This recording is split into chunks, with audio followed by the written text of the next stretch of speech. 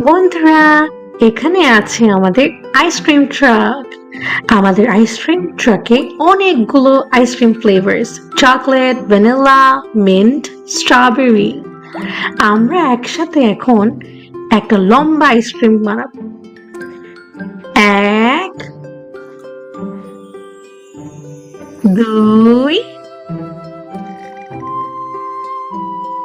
তিন, চার, পাঁচ, ছয়, সাত, আট। ওয়াও, আমাদের আইসক্রিমটা কত বড়! ওয়াও!